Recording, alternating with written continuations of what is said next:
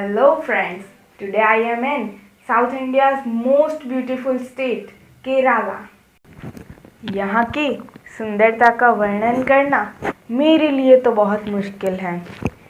हिंद महासागर की अफाट लहरों ने मेरा मन मोह लिया है।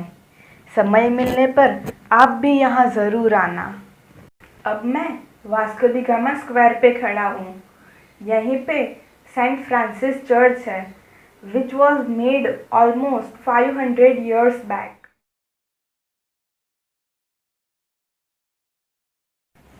चर्च में सबका ध्यान आकर्षित करती है एक टॉम यानी कि कब्र जो वास्को डी गामा की है।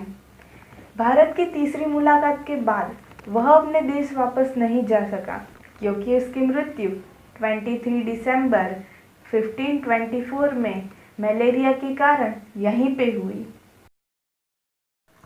वास्को डी गामा जिस जहाज से भारत आया था उस जहाज का लंगर, बॉयलर और उसकी यादों से जुड़ी हुई कई चीज़ें मैंने देखी और उनके द्वारा स्थापित माल सामान रखने हेतु बनाई गई कोठी भी मुझे देखने को मिली। यह सब देखने के बाद मेरे मन में एक सवाल आया कि क्यों लहरों पर सवार होकर वास्को डी गामा भारत आया। क्यों भारत का नया जलमार्ग खोजना पड़ा? नहीं पता, कोई बात नहीं।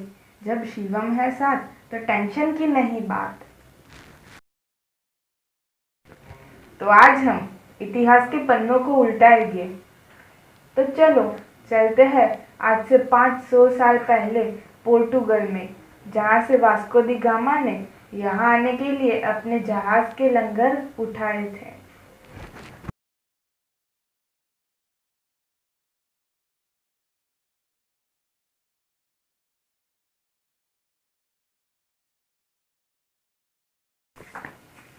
लो, हम आ गए पोर्टुगल में।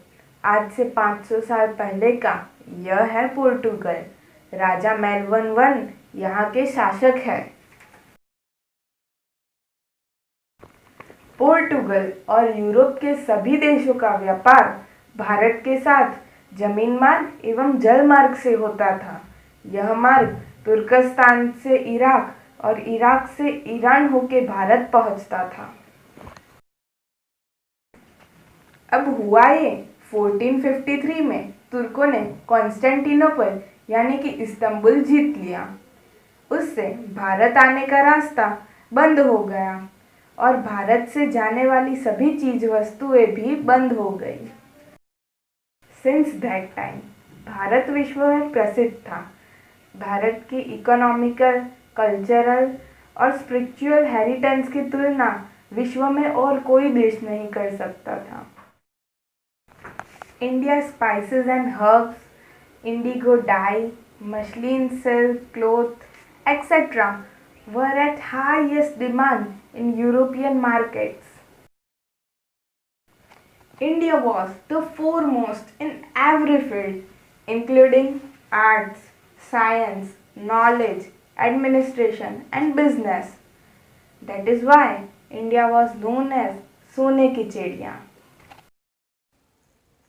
अब जिस देश को सोने की चिड़िया कहा जाता हो, जो देश अपने समय का सबसे समृद्ध और सबसे विकसित देश हो, उस देश में यूरोप के सभी देश आना चाहते थे। इतना ही नहीं, वह इस देश की समृद्धि का फायदा उठाना चाहते थे। वह खुद और अपने अपने देश को समृद्ध बनाना चाहते थे। इसलिए यूरोप के देशों में नया जलमार्ग खोजने की होड़ सी मची। सब जानते हैं, स्पेन से कोलंबस निकला और पहुंच गया अमेरिका।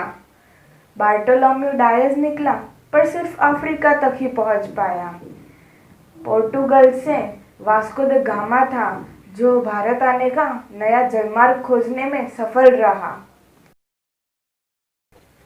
वह अपने देश पोर्टुगल से निकलकर उत्तर और दक्षिण अटलांटिक महासागर को चीरता हुआ अफ्रीका के कैप ऑफ गुड होप पहुंचा। तो फ्रेंड्स, वास्को डी गामा ने अटलांटिक महासागर से हिंद महासागर में कैसे प्रवेश किया और भारत आने का नया जलमार्ग खोजा, बस इसी सफ़र की बात हम आज करेंगे। वास्को द गामा का जन्म 1460 में सिंस नामक एक कस्बे में हुआ था। पोर्टुगल के राजा ने उसे भारत आने का नया जलमार्ग खोजने की जिम्मेवारी सौंपी थी। वो 8 जुलाई 1497 में 4 जहाज़ों में 170 नाविकों का काफिला लेकर निकल पड़ा था। 22 नवंबर को कैप ऑफ गुड होप और 10 मास के बाद वह अफ्रीका के मलिंदी बंदर पहुंचा।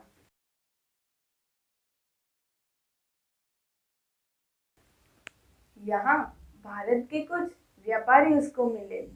उनके साथ वह दक्षिण भारत के कालीकट बंदर तक आ गया।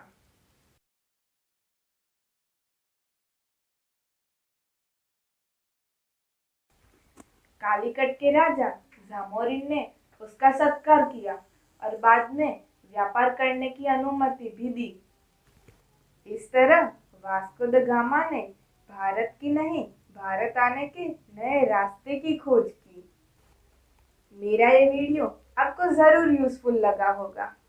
अपर प्राइमरी और सेकेंडरी के स्टूडेंट्स को ये वीडियो ज़रूर शेयर करें और उनको भी सब्सक्राइब करने को कहना